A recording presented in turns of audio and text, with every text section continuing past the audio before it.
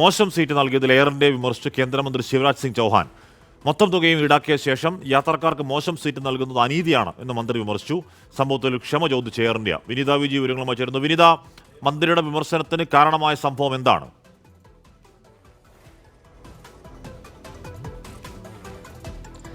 ഹാഷ്മി, ഭോപ്പാലിൽ നിന്ന് ഡൽഹിയിലേക്കുള്ള ഒരു യാത്രയിലായിരുന്നു കേന്ദ്രമന്ത്രി ശിവരാജ് സിംഗ് ചൗഹാൻ. ഇതിനായാണ് അദ്ദേഹം എയർ ഇന്ത്യ വിമാനം ഉപയോഗിച്ചിട്ടുണ്ടായിരുന്നത്. ഈ യാത്രയിൽ മോശം സീറ്റാണ് അദ്ദേഹത്തിന് നൽകിയതെന്നാണ് അദ്ദേഹത്തിന്റെ വിമർശനം.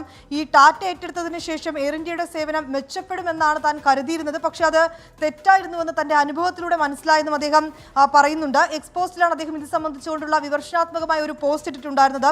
മൊത്തം തുകയും ഈടാക്കിയ ശേഷം യാത്രക്കാർക്ക് മോശം സീറ്റ് നൽകുന്നത് അത് ഒരു അനീതിയാണെന്നും അദ്ദേഹം കുറ്റപ്പെടുത്തിയിട്ടുണ്ടായിരുന്നു. ഇത് യാത്രക്കാരെ വഞ്ചിക്കലല്ലേ എന്നാണ് കേന്ദ്രമന്ത്രിയുടെ പ്രതികരണം ഉണ്ടായിരുന്നത്.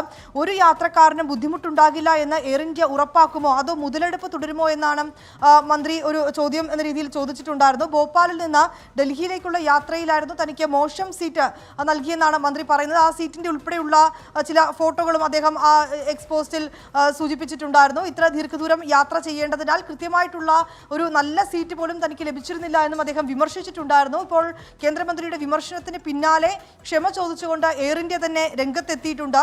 ഇത്തരം സംഭവങ്ങൾ ഇനി ആവർത്തിക്കാതിരിക്കുന്നതിനുള്ള നടപടികൾ സ്വീകരിക്കുമെന്നും കേന്ദ്രമന്ത്രിക്കുണ്ടായ ദുരനുഭവത്തിൽ ഖേദം പ്രകടിപ്പിക്കുന്നുവെന്നും ക്ഷമ ഒരു ദുരനുഭവം ഉണ്ടായിട്ടുണ്ടാവുക. വിനിത, എയർ ഇന്ത്യ ഉപയോഗിക്കുന്ന ഒട്ടുമിക്ക എല്ലാ ആളുകൾക്കും സമാനമായ രീതിയിൽ എന്തെങ്കിലുമൊക്കെ ദുരനുഭവം ഉണ്ടാവുന്നുണ്ട്. വ്യക്തിപരമായി എനിക്കുണ്ട്, ഒരുപക്ഷെ വ്യക്തിപരമായി വിനിത വിജിക്കൊക്കെ ഉണ്ട്. എന്ന് പറഞ്ഞാൽ ഫ്ലൈറ്റ് ഉപയോഗിക്കുന്ന വല്ലാതെ ലേറ്റാവൽ, വല്ലാതെ പോസ്റ്റാക്കി നമ്മൾ എയർപോർട്ടിൽ ഇരുത്തൽ തുടങ്ങിയ സ്ഥിരം സംഭവങ്ങൾ ഈ പറയുന്ന കേന്ദ്രമന്ത്രിയുടെ എക്സ്പോസ്റ്റിന് താഴെ പ്രതികരണമായിട്ടൊക്കെ വരുന്നുണ്ടോ? ആരെങ്കിലുമൊക്കെ എഴുതിയിടുന്നുണ്ടോ വിനീത?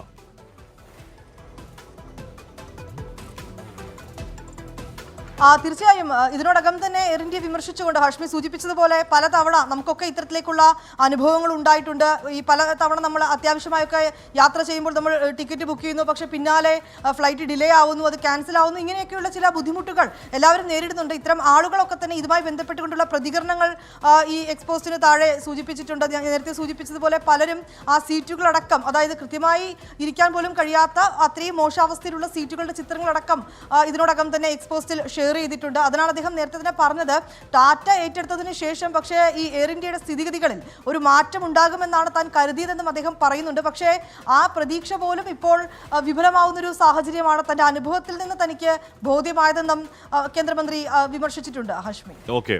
വിനിത വിജയാണ് വിവരങ്ങൾ നൽകിയത്. മോശം സീറ്റ് നൽകിയതിലാണ് എയർ ഇന്ത്യക്ക് വിമർശനം. കേന്ദ്രമന്ത്രി ആയതുകൊണ്ട് തന്നെ അപ്പം തന്നെ എയർ ഇന്ത്യ ഒരു ക്ഷമാപണമൊക്കെ പറഞ്ഞിട്ടുണ്ട്. അപ്പോൾ ഇനിയെങ്കിലും അവർ നന്നാകുമോ എന്ന് നോക്കാം.